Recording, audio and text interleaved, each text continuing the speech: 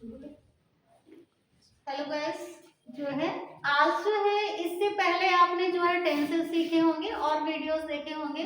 तो आप मेरे जो है इंग्लिश स्टडी जोन चैनल पे जाके जो है आप सर्च करके आप मेरे वीडियोस को देख सकते हैं। तो जैसा आप लोगों की डिमांड है कि जो है आप नरेशन पे यानी डायरेक्ट एंड इनडायरेक्ट पे जो है एक वीडियो लेके आए।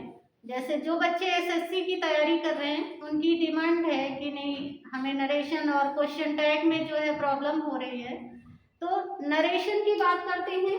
तो नरेशन में जब डायरेक्ट जैसे हम जो बात कहते हैं और उस बात को जब दूसरे जो है कहता है जाके हमारी बात को, तो वो इनडायरेक्ट होता है। तो इनको जो है चेंज करने के लिए पहले हमें जो है टेंसेस का जो है नॉलेज होना चाहिए। टेंसेस को जैसे प्रेजेंट टेंस जितना भी होगा प्रेजेंट वो पास्ट में चेंज होता है। किसमें चेंज होता है? प्रेजेंट इंडेफिनिट हो चाहे प्रेजेंट कंटिन्यूअस हो, प्रेजेंट जो है टोटल किसमें चेंज होगा? पास्ट में। ठीक है, तो ऐसे जो है टेंसेस को जो है हम वो करते हैं। जैसे विल का जो है हम वुड में चेंज करते हैं, शैल को शुड में करते हैं, मे को माइट में करते हैं। ऐसे ही जो है हम कैन को कुड में करते हैं, कुड को तो कुड में ही रखते हैं।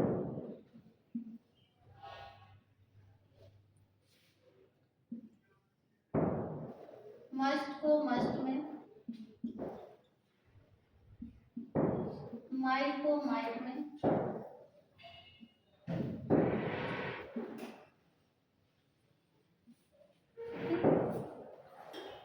ये तो जो है आपका जैसे टेंस का चेंजेस हुआ, वर्ब का चेंजेस हुआ।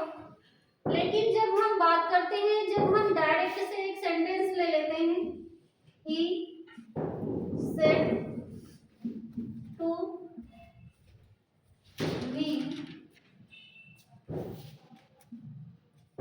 आई एम गोइंग टू कानपुर।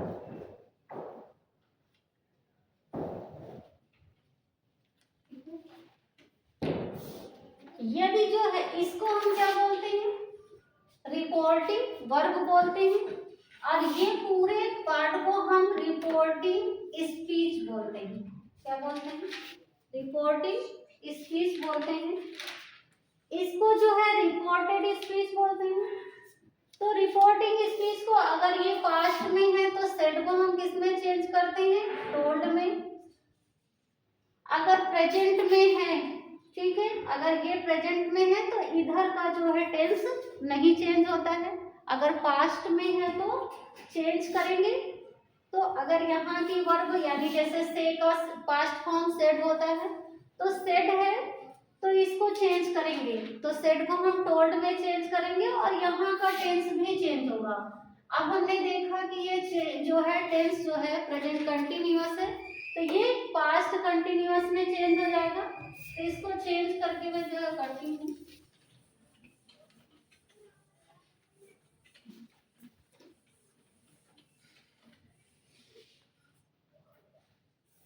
और रिपोर्टिंग वर्ब की बात हो गई और टेंस की बात हो गई, इसको तो आप समझ गए होंगे। बट जब हम जो है अगर हम जो है प्रोनाउन को चेंज करना है तब हम क्या करेंगे? तो एक रूल होता है SON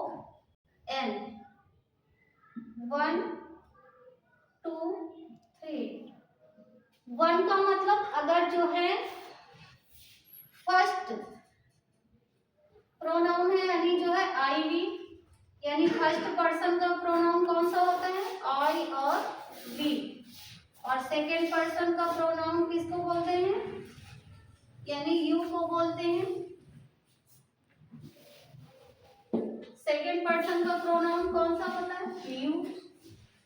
और थर्ड पर्सन के प्रोनाउन कौन से कहलाते हैं? ही, सी, इट या किसी का नेम हो।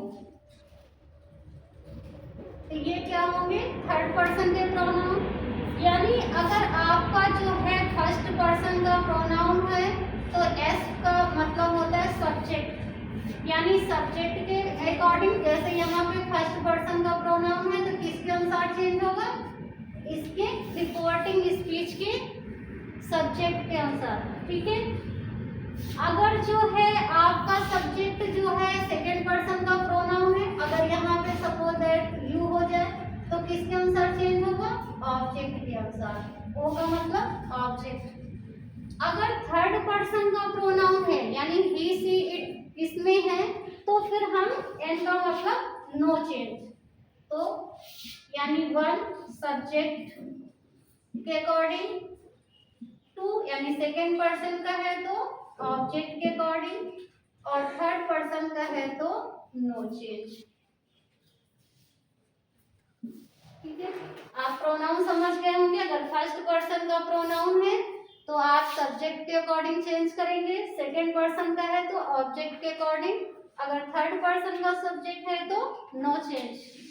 तो अब इसी सेंटेंस को हम जो है यानी डायरेक्ट से इनडायरेक्ट में अगर हम चेंज करना चाहते हैं तो इसको कैसे करेंगे, एग्जाम्पल लिखा हुआ है, अब इसी को हम चेंज कर लेते हैं।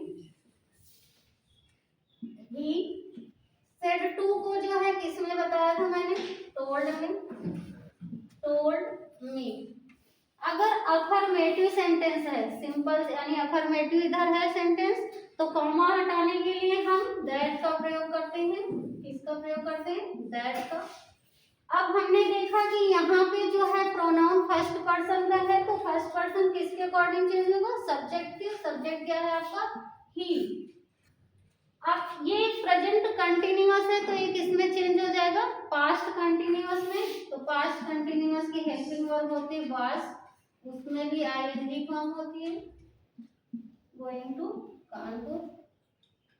अब कामा हट गया है तो फुल स्टॉप लगेगा, अब कोई भी कामा का प्रयोग नहीं होगा।